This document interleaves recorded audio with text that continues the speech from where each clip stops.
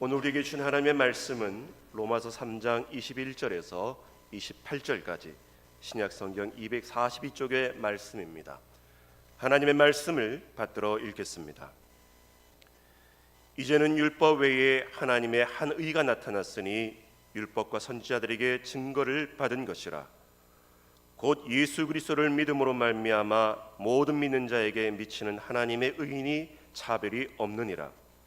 모든 사람이 죄를 범하였음에 하나님의 영광에 이르지 못하더니 그리스도 예수 안에 있는 성령으로 말미암아 하나님의 은혜로 값없이 의롭다 하심을 얻은 자 되었느니라. 이 예수를 하나님이 그의 피로써 믿음으로 말미암는 화목제물로 세우셨으니 이는 하나님께서 길이 참으시는 중에 전에 지은 죄를 간과하심으로 자기의 의로우심을 나타내려 하심이니 곧 이때에 자기의 의로우심을 나타내사 자기도 의로우시며 또한 예수 믿는 자를 의롭다 하려 하심이라.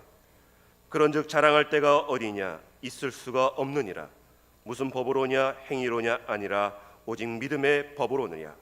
그러므로 사람이 의롭다 하심을 얻는 것은 율법의 행위에 있지 않고 믿음으로 되는 줄 우리가 인정하노라. 아멘. 늘 부르는 찬양이고 늘 듣는 찬양이지만 참 감사하고 고맙죠. 우리 같이 이렇게 모였으니까 인사를 나눠야죠, 그죠?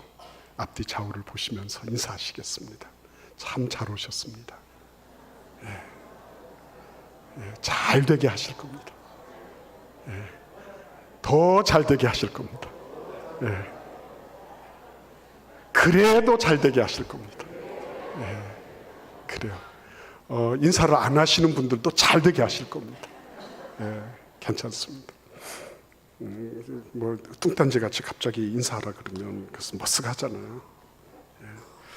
감사합니다.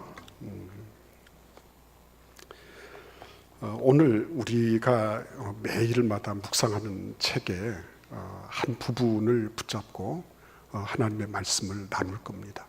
근데 사실은 오늘 전하는 말씀은 이 본문에 대한 말씀도 있지만은 로마서 전체에 대한 개관, 로마서 전체를 우리가 어떻게 볼 건가 하는 것을 같이 생각을 할 거예요. 일단 이런 질문이 떠오르잖아요. 어떤 질문이냐면 로마 제국 판도 아래서 이 예수를 믿는다는 것은 굉장히 작고 열악한, 그리고 말 그대로 사회의 주류가 아닌 비주류 운동이었단 말이에요.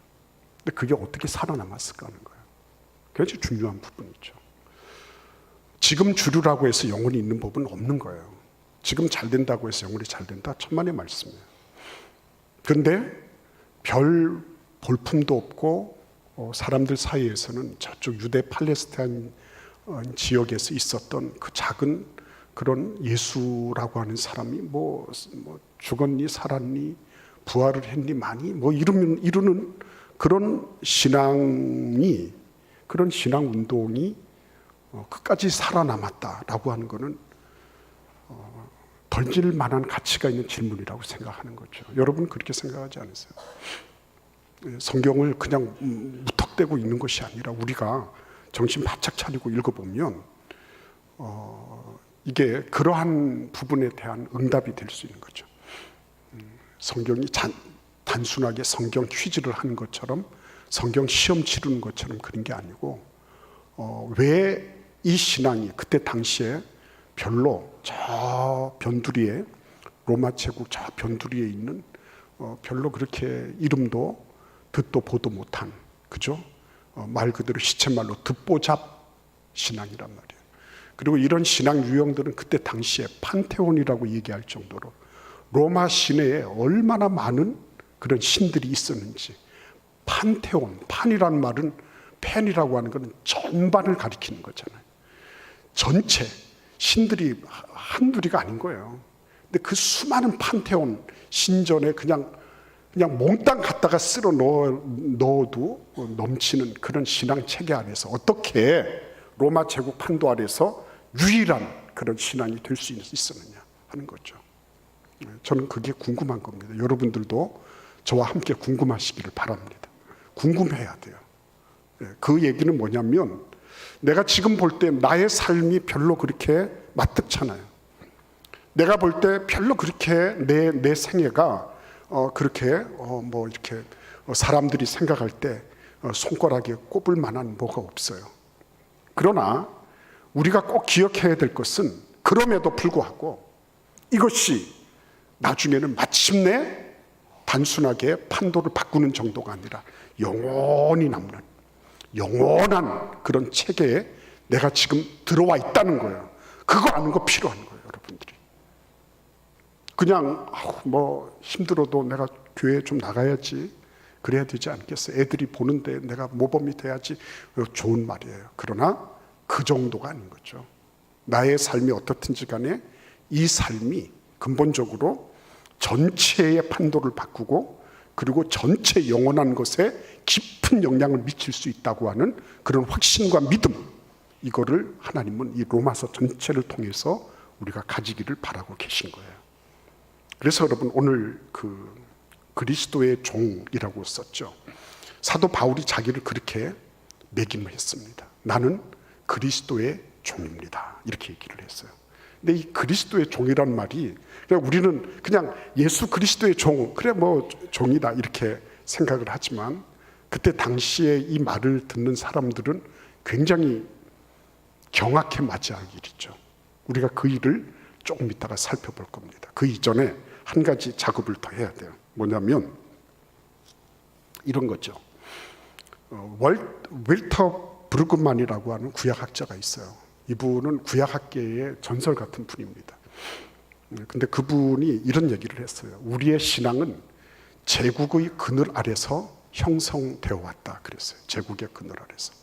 이 얘기는 뭐냐면 우리의 신앙이 단순하게 어떻게 하다가 좀 믿는 사람들 많이 이렇게 해서 들어오고 이런 게 아니라 제국하고 맞붙어서 처음에는 제국의 그늘 아래에서 시작을 했지만 마침내는 제국의 판도를 바꾸고 뒤집어서 제국을 정말 극복하는 그런 신앙이었다는 거죠. 제가 이렇게 말씀을 드리면 우리 할머니들은 어려워 막 이러세요. 그게 뭔 말이요? 그래서 우리 권사님 가운데는 이 설교를 몇 번 돌려보신다는 분이 계시더라고요. 그래서 제가 고맙기도 했지만 미안하기도 했어요. 어려우니까. 네, 어려우니까. 어렵지 않기를 바랐지만 어려우니까 이게. 근데 제국하고 맞닥뜨려서 제국을 이겨먹은 종교라는 거예요. 한마디로 말씀드리면 우리의 신앙이. 그냥 조금 이렇게 돈 좀 잘 벌고 잘 먹고 잘 살고 그렇게 해서 나도 한번 믿어보지 이렇게 해서 된 신앙이 아니고 적어도 제국하고 맞제비를 해가지고 이긴 그런 신앙이라는 거예요. 이거를 가만히 어디에서 볼 수 있어요? 다윗과 골리앗에게도 볼 수 있죠. 그죠? 그 꼬맹이가 역전의 용사 골리앗을 맞제비하는 겁니다. 근데 맞제비할 때 어떻게 하죠? 아이고 대단히 죄송하지만 어르신 제가 좀 한번 이걸 던져도 될까요? 이렇게 안 했죠. 뭐라 그랬어요? 야, 네가 누군데 이 할례 받지 못한 이방인이 감히 하나님의 백성을 농락을 해? 네가 만군의 여호와의 이름을 네가 우습게 알았어? 내가 너 손 좀 봐줄게. 이러고 덤벼든 거란 말이에요. 이거를 가리켜서 후츠파라 그래요. 후츠파. 무슨 뭐 조선파, 양파 이런 게 아니고요. 후츠파 정신이라 그래요. 이스라엘 사람들은 후츠파 정신. 당돌하다. 좀 대바라졌다. 그리고 함부로 막 덤벼들고 막 이러는 거 있죠. 도전하고 막 저항하고 이렇게 막 그냥 순응하면서 사는 게 아니라 막 갖다가 치받고 막 이러는 거. 그거를 후츠파 정신이라 그래요. 근데 이 후츠파 정신을 고양시켜주고 그거를 길러주는 사람들이 있는데 그게 이스라엘의 어르신들이에요. 노인분들이 그래 너 좀 대바라졌지만 기왕에 대바라질 거 제대로 한번 대바라져 봐라 이렇게 하는 거예요. 감히 네가 어느 안전에 그런 꼰대짓 하는 게 아니고요. 그래 너 한번 해봐. 너 그렇게 한번 네가 그렇게 이의를 제기했으니까 너 거기에 대해서 책임지고 한번 해봐. 우리가 밀어줄게. 뭐 이렇게 해서 그 말 그대로 젊은이들이나 어린 아이들이 기성의 어떤 체계에 대해서 도전하고 저항하고 그걸 향해서 막 치고 나갈 수 있도록 분위기를 조성해 주는 거예요. 예. 어때요, 우리는? 예. 그래서 그런 거를 보면 참 우리가 가지고 있는 이런 신앙의 체계라고 하는 게 그냥만 있어서 되는 것은 아니다. 그죠? 이걸 계속해서 이끌어 줄 수 있는 그런 토양이 필요하고 격려해 주는 그런 게 필요하다. 예. 근데 두 번째는 뭐냐면요. 그게 그렇게 해서 다 끝나는 게 아니라니까요. 그러면 무조건 치받고 무조건 기존의 체계에 대해서 이의를 제기하고 이러면 다 나을 것 같죠. 그게 그렇지 않다는 거예요. 예. 두 번째는 이 제국의 판도 아래 있지만 제국의 판도 아래 있으면서도 제국이 충분히 수긍할 수 있는 그 무엇을 가지고 있었다는 거죠. 그걸 아는 게 필요한 거죠. 예, 무조건 방지 들고 반대를 위해서 반대하고 이거는 그닥 의미가 없어요. 그때 당시로서 몇몇 사람들은 끌어들일 수 있겠지만 그게 보편적인 가치는 아니에요. 가령 예를 들어 볼게요. 여러분, 요셉이라는 사람이죠. 요셉이라는 사람이 자기 주인 보디발 장군의 아내를 건들 뻔했다. 이래서 소위 말하면 성추행 혐의로 감옥에 들어갔잖아요. 감옥에 들어갔는데 그가 한 일이 뭐예요? 한 일이 뭐였습니까? 나는 억울합니다. 이래가지고 진정서 내고 옆에 있는 사람들 이렇게 해서 나에 대해서 탄원서 좀 내달라 그러고 그렇게 한 건가요? 그렇지 않았어요. 굉장히 쿨했습니다. 가만히 한번 보시기를 바랍니다. 이게 예수 믿는 사람들이 가지고 있는 모습이거든요. 지나간 건 지나간 거예요. 이전 것은 지나간 거란 말이에요. 예. 그리고 요셉이 한 건 뭐예요? 감옥 안에서도 여전히 하나님과 동행하는 거예요. 이게 중요한 거거든요. 성경이 계속 얘기하고 있는 건 뭐냐면 어떤 특별한 사건, 특별한 시간, 특별한 장소가 있단 말이에요. 예? 특별한 사건이 일어난 어떤 장소와 시간이 있어요. 그 시간에 도대체 누구와 함께 했느냐는 거죠. 도대체 누구를 의지하고 누구에 의해서 선택하고 결정했냐는 거죠. 그거를 전부 다 모아놓은 게 성경이에요, 여러분. 예. 누구하고 함께 동행했냐?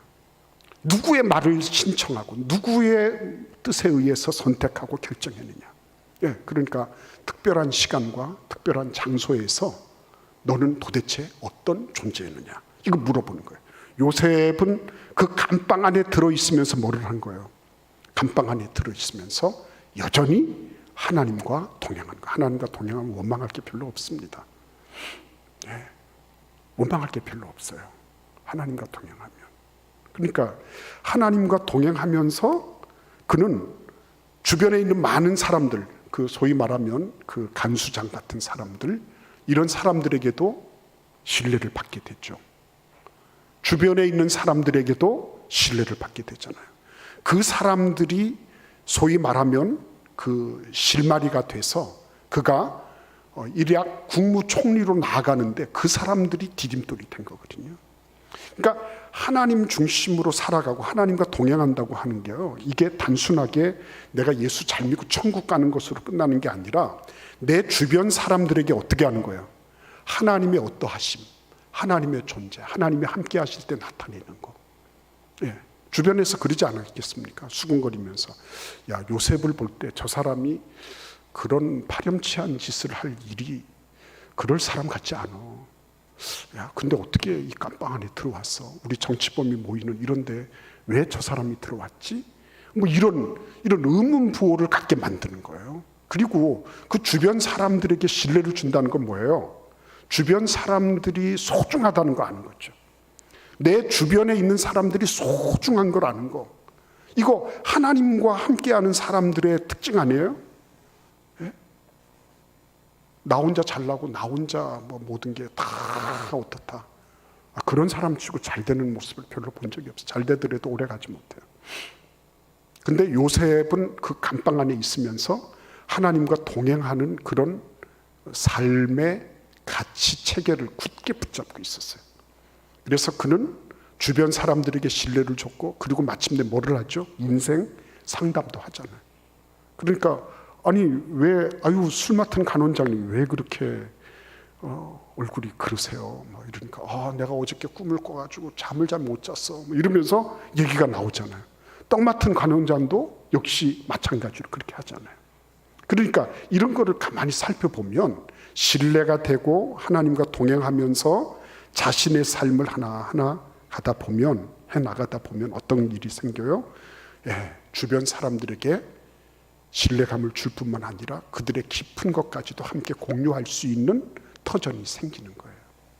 그러니까 특별한 시간과 장소 속에서 내가 하나님을 얼마만큼 의지하고 얼마만큼 신뢰할 수 있느냐, 얼마만큼 동행할 수 있느냐, 이거를 성경은 계속해서 추적해서 얘기를 하고 있는 거죠. 그러니까 여러분 그 이후에 한번 생각해 보세요. 사람들이 요셉 이 이래로 거기로 내려갔어요. 그래서 자기 아버지 야곱과 모든 형제들이 다 70명 내려가서 그곳에서 굉장히 괜찮은 삶을 살았어요. 근데 오래 가지 못했죠. 430년 만에 끝났잖아요. 그리고 뭐를 했어요?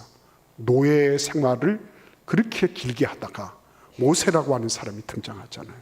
이 사람이 어떻게 합니까? 감히 이집트라고 하는 대문명국, 대제국의 왕실, 그곳에 가서 파라오하고 맞짱을 뜨는 거예요.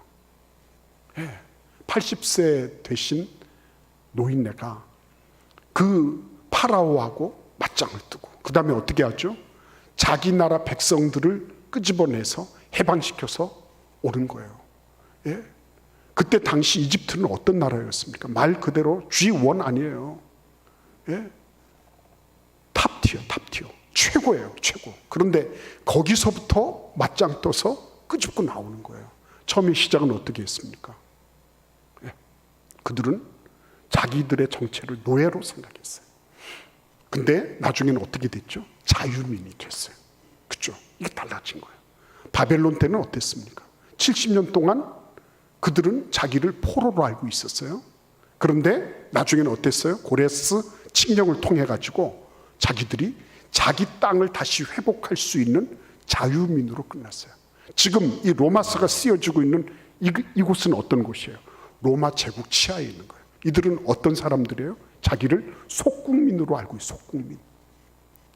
자기들은 이류 시민이에요. 삼류 시민이에요. 그런데 지금 어떻게 되고 있어요? 지금 이 사람들이 말 그대로 이 로마 제국을 어떻게 하는 거예요? 뒤집어 엎는 그런 일들을 이제 시작하게 된 거예요.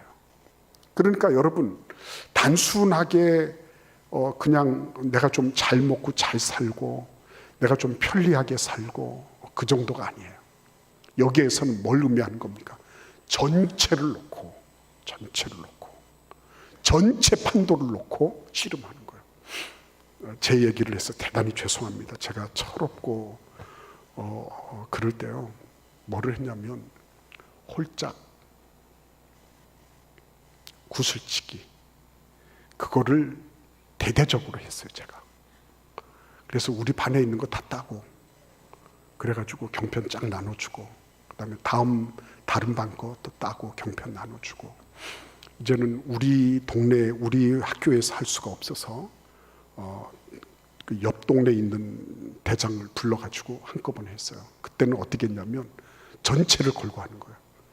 내가 가지고 있는 구슬 전부 큰 자루 되는 거죠. 큰 자루 되는 거. 전체를 놓고, 걔도 자루를 들고 왔어요. 그래가지고 자루와 자루를 놓고 한판 승부를 벌이는 거예요. 어떻게 됐을까요? 제가 졌어요. 그래가지고 다 날려주고, 걔가 저한테 어느 정도 경편을 줘서 그거 가지고 다른 애들하고 좀 나눠 먹고, 그 다음부터 그 세계에서 영원히 떠났어요. 지금까지 저는 구슬치기를 그렇게 한 적이 없습니다. 하나님이 알고 계세요. 근데 이제 이 전체를 놓고 한다는 게 이게 어마어마한 거예요. 전체를 놓고 내 모든 것을 다 걸고 하는 거거든요. 다 걸고. 그 신앙 생활을 할 때도요, 내 모든 것을 다 걸고 하는 거하고 적당히 적당하게 걸치고 하는 거하고는 차이가 있는 거죠. 전체를 걸고 한다. 내가 전체를 걸고 한다 하는 거하고, 적당한 수준에서 내가 완급 조절하면서 어느 정도는 하고 어느 정도는 안 하겠다. 차이가 큰 거예요. 그런데 성경은 지금 뭐라 그런 줄 아십니까? 전체를 걸고 하는 한 사람을 보여주는 거예요. 로마서 1장 1절부터 사도 바울은 계속 자기를 뭐라고 얘기하죠? 예수 그리스도의 종이라고 말하는 거예요. 예수 그리스도의 종이라고 얘기할 때 그 예수 그리스도의 종이란 말은 무슨 말이에요? 다른 말로 얘기하면 이게 왜 경악해 맞이할 일이냐? 그때 당시에 종이라고 하는 개념은 황제의 종이라는 거예요. 황제의 종. 네, 황제의 종이에요. 물론 각 가정이나 뭐 어떤 곳에 그런 주인과 종의 개념이 있었어요. 그러나 주인이든 종이든 관계없이 모두가 다 한 황제의, 로마 황제의 종이었다는 거죠. 그런데 사도 바울은 그거를 과감하게 바꿨어요. 어떻게 바꿨어요? 나는 예수 그리스도의 종입니다. 이렇게 얘기하는 거예요. 다른 말로 말씀드리면 나는 예수 그리스도에게만 굴복하고 그분에게만 경배하고 그분만 나의 주인이심을 나는 고백합니다 하는 거예요. 이게 뭘 하는 거죠? 목숨 거는 거예요. 그러니까 한 판을 전체를 걸고 하는 거죠. 지금 이 고백 때문에 죽어간 사람들이 수없이 많은 것입니다. 나는 예수 그리스도 그분이 나의 주님이십니다 하는 소리예요. 나는 황제는 정치적으로 황제지만 나에게 있어서 진짜 왕, 진짜 하나님은 예수님입니다. 이 소리예요. 전체를 걸은 거예요. 전체를 걸었어. 그래서 이 편지를 읽는 사람들 가운데는 아마 이런 사람이 있지 않겠어요? 편지를 읽다가 이러는 사람. 왜? 예수 그리스도의 종이라 그러니까. 차별금지법에서도 보면 성경이 마치 혐오 소적인 것처럼 나오잖아요. 예? 성경이. 자기들의 관점에서 동성애가 인정이 안 되면 이거는 차별하는 거다. 그래서 이런 것들은 절대로 용납해서는 안 된다. 그걸 설교하면 바로 감방 간다. 정의당 의원 가운데는 그렇게 발의한 사람도 있어요. 나중에 이제 그게 이제 이렇게 해서 좀 약간 그죠? 약간 이렇게 순화되고 하긴 했지만 정의당의 그때 최고위원 하시던 분은 감옥 가야 된다 그랬어요. 그 정도였습니다. 그러니까 여러분 이거 이렇게 읽으면서 예수가 왕이라고 이렇게 얘기할 때 왜 떨리지 않았겠습니까? 이게 전체가 걸려 있는 건데, 생명이 걸려 있는 거고 목숨이 걸려 있는 건데, 예수가 왕이라고, 예수가 주님이라고 그러면 가이사는 어떻게 되는 거야? 우리 황제는 뭐가 되는 거야? 이렇게 되는 거죠. 그러니까 여러분 이 얘기는 단순하게 체제를 거부하고 체제에 대해서 무슨 내가 옳고 그른 거를 표명하는 게 아니에요. 이건 뭐예요? 인간다움을 표명하는 거예요. 인간다움을 표명하는 거예요. 하나님이 나를 하나님의 자녀로 만드신 거야. 나는 어느 누구에게도 굴복할 수 없어. 오직 하나님 한 분에게만 굴복하는 거예요. 이게 이러한 숭고하고 이렇게 존엄한 인간 선언이 어디 있습니까? 그러니까 기독교를 싫어하는 거예요. 너희들이 왜 그딴 소리를 하냐 하는 거죠. 근데 두 번째가 있습니다. 오늘 3장 23절을 보십시오.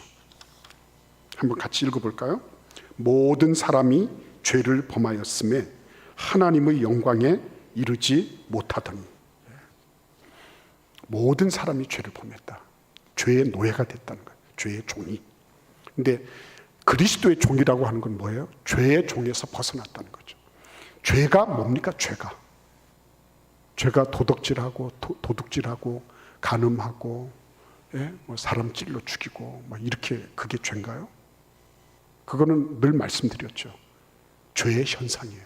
죄의 깃털이에요. 죄가 나타나는 그런 양상이에요. 그거는. 그러면 진짜 죄는 뭐야? 죄의 몸체는 뭡니까? 본체는 뭐죠? 그 마음에 하나님 두기를 싫어하는 거예요. 하나님이 안 계신 거예요. 그게 죄예요.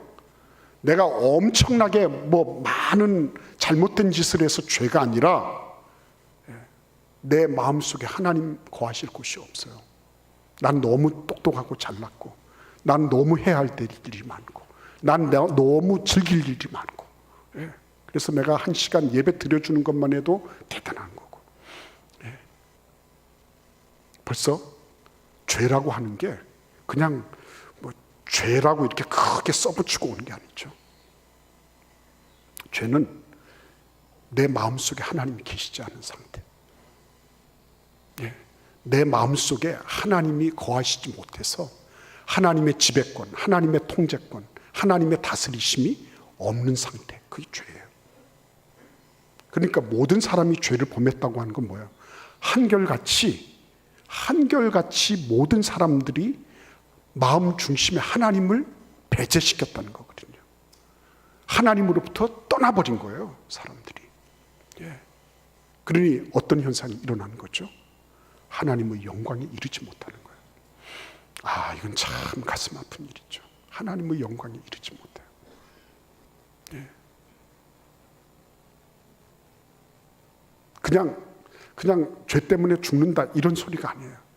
하나님의 영광에 이를 수 있는데 그 기회, 그 엄청난 은혜를 놓쳐버리는 거라니까요. 예. 얼마나 가슴 아픈 일인지 몰라요. 그러니까 죄라고 하는 게 하나님이 내 마음속에 안 계셔. 그죠? 내 마음속에 안 계십니다. 그래서 아닌 게 아니라 감방에 들어간 요셉이 마음속에 앙심을 품습니다. 내가 어떻게 하면 보디발 저 녀석을, 나를 무고한 그런 사람들 얘기를 듣고 그 아내의 얘기를 듣고 나를 이렇게 처참하게 짓밟을 수 있는가. 그래서 앙심을 품어요. 국무총리가 됐어. 국무총리가 됐는데 어느 날 보디발 장군을 부릅니다. 너 이리 와봐라. 내가 너보다 계급이 높다. 내가 내 손을 한번 봐줄게. 너 한번 맛 좀 봐라. 그렇죠? 하나님의 통제 아래 거하지 않으면요, 얼마든지 그런 사사롭고 추악하고 아주 인간적이고, 예, 그런 참 필설로 다 할 수 없는 그런 일들이 일어날 수 있는 거예요. 그런데 예수 그리스도로 말미암아 죄의 노예가 되지 않고 하나님이 마음속에 계셔서, 마음 중심에 계셔서, 그래서 나를 다스리시는 것을 누리고 있는 사람들, 그 사람들은 어떤 사람들이에요? 예, 그 사람들은요, 타인에 대해서도 자신에 대해서도 어떻게 해요? 여유가 있어요. 여유가 있어요. 감사가 있고요, 용서가 있고요, 이해가 있어요. 똑같은 일을 해도 달라요. 그래서 예. 여러분, 우리가 좋은 음식을 먹잖아요. 그죠? 좋은 음식을 먹는데 좋은 음식 처음에 먹을 땐 엄청 맛있잖아요. 그죠? 근데 그 다음에 또 좋은 음식 또 주고 또 주고 이렇게 하면 어떻게 돼요? 나중에는, 그죠? 예, 심드렁해지고 나중에는 실증도 느끼는 거죠. 예, 그런 거 많이 느끼시잖아요, 여러분들. 예, 우리가 다 그런 존재거든요.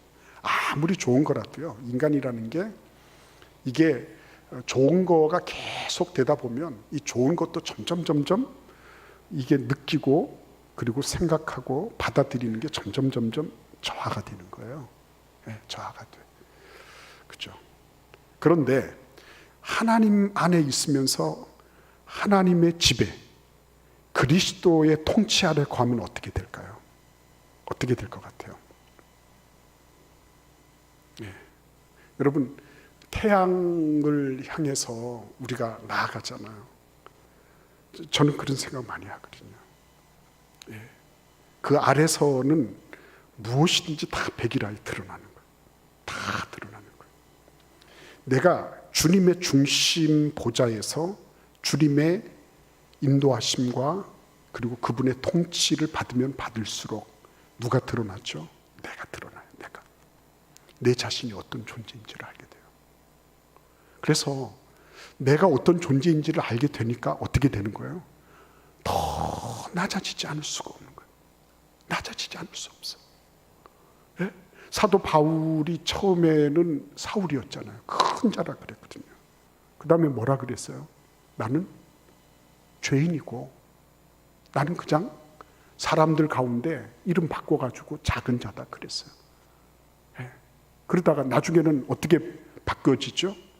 나는 죄인들 틈바구니에 있으면서도 죄인 중에 괴수다 그랬어요. 죄인 중에 넘버원 죄수다 그랬어요. 예. 그러니까 세월이 가면 갈수록 어떻게 된 거예요? 사도 바울을 역으로 우리가 생각을 해보면 그분은 하나님의 영광에 더 많이 더 깊이 들어간 거죠.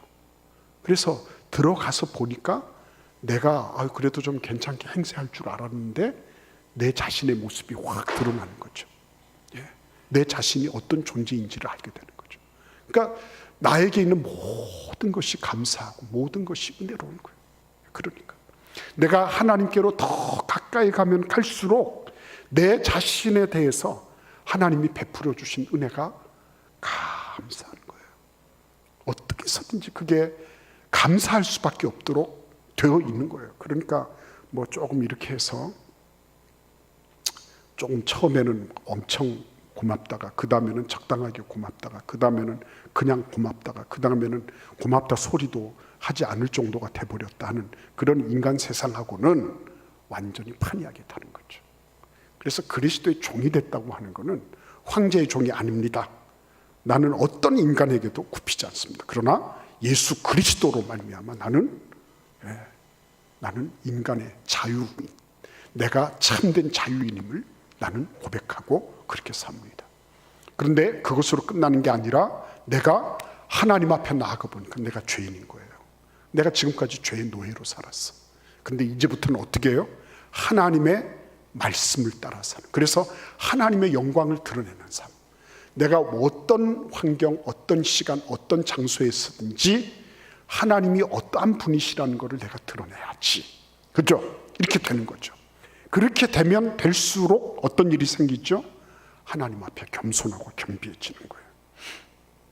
힘을 줘보면 그 사람이 어떤 존재인지 알아요. 돈을 줘보면 알아요. 그죠?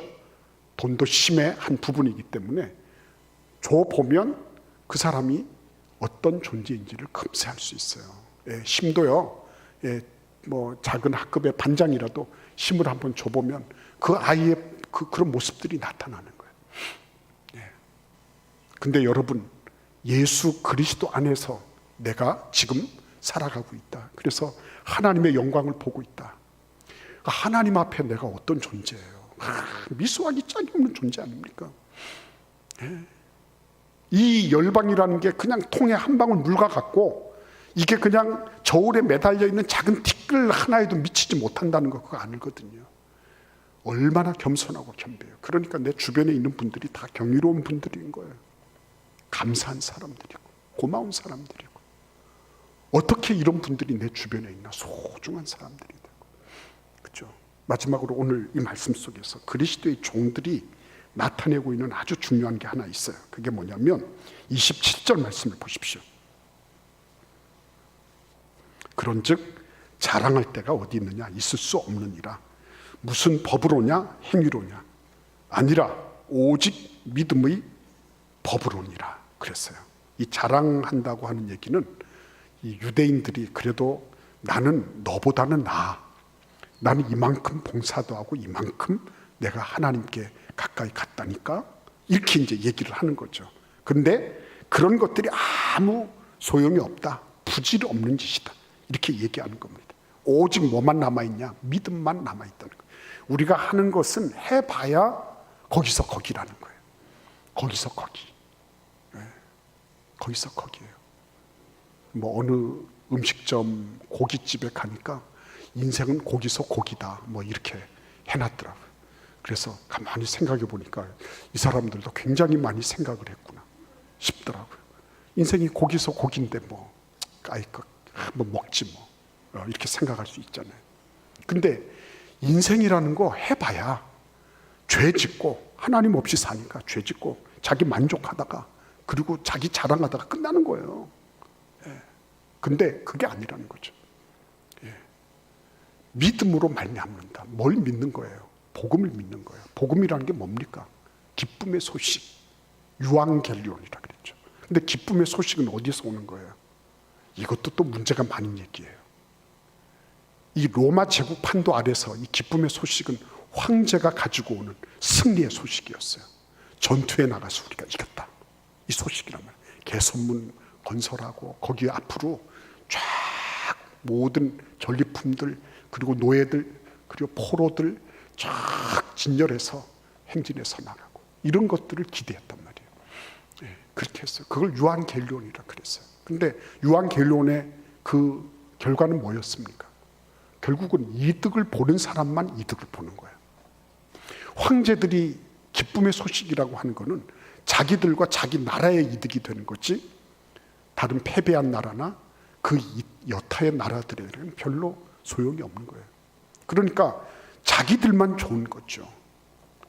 그런데 이 예수 그리스도의 복음을 믿는다고 하는 것은요, 예수님께서 우리를 위해서 해놓으신 일들, 이 어마어마한 이 기쁨의 소식, 승리의 소식, 이 소식이 나에게도 유익이 될 뿐만 아니라 그 소식이 전해지는 곳곳에 다 유익이 있다는 거예요. 이게 누구에게만 있고 누구에게는 죽음이 되고, 누구는 환호작약하고, 누구는 비통하게 슬퍼하며 울고 이를 가는, 이런 일이 벌어지는 게 아니라 듣는 모든 사람들, 그죠? 받아들이는 모든 사람들에게 이게 다 복이 된다는 거예요. 복이. 이것처럼 놀라운 일이 어디 있어요? 그러니까 여러분, 이 예수 그리스도를 믿는 믿음이라고 하는 거는, 이거는 그냥 단순하게 우리가 믿어서 조금 안 될 게 되고, 조금 운이 좋아서 어떻게 됐다, 예수 믿는 사람 운이란 말 안 쓰잖아요. 근데 운이 좋아서 어떻게 됐다, 좀 뭐 그때 돼서 뭐가 좀 도와줬다, 이런 얘기가 아닌 거예요. 이거는 영혼을 두고 한판 승부를 하는 거예요. 영혼을 두고, 영혼을 두고 전체를 걸고요. 그리고 전체보다도 훨씬 엄청난 것을 받아 누리는 거예요. 그게 뭐예요? 영원한 생명, 구원의 은혜, 그걸 누리는 거예요. 그러니까 여러분, 내가 그리스도의 종이 됐다라고 얘기하는 거는 그냥 무조건 반대하고 반발하고 뭐 이게 아니에요. 진짜 그리스도의 종이 되면 사람의 종이 되죠. 그죠? 사람 섬길 줄 알아요. 주변 사람들 귀하게 알고, 그러한 관계들을 소중하게 이어갈 줄 알아요. 뿐만 아니라 진짜 내가 그리스도의 종이 되면 단순하게 지금 현재만 바라보지 않아요. 전체적인 관점에서 내가 지금 어디를 가고 있는지, 하나님의 뜻에 대해서 관심 가지고 그 일을 내가 함을 통해서 하나님이 드러나도록 그런 일을 하는 거였죠. 얼마나 감사한지 모르겠어요. 저는 우리 교회가 하나님의 은혜로 이렇게 우리 지역 사회를 위해서, 오늘 기도하신 것처럼 한국 성시와 대전 성시화를 위해서 우리 교회가 함께 할 수 있는, 우리 교회를 통해서 신학교들이 살고, 또 여러 이 캠퍼스에서 전도하고 애쓰는 그런 간사님들이 함께 같이 힘을 얻고, 우리 교회를 통해서 미자립교회, 개척교회, 여러 교회들이 함께 동반 성장할 수 있고, 얼마나 큰 축복인지 몰라요. 저는 우리 교회가 있어서 이 지역 사회와 이 대전 지역과 우리 대한민국과 전 세계 역사 위에, 지금은 모르죠. 지금은 포로 상태일 수도 있고 속국민 상태일 수도 있고 그렇게 스스로 느낄 수 있어요. 그러나 우리가 예수님 중심에 딱 모시고 예수님과 함께하는 삶 딱 살아가면 뒤집히는 거예요. 그게 지금 대세라고 해서 대세가 아니고, 지금 열세라고 해서 열세가 아니고, 나중에는 이 모든 것들을 뒤집는. 그래서 우리의 가정도 마찬가지인 거예요. 예수님 마음 중심에 모시고, 그죠?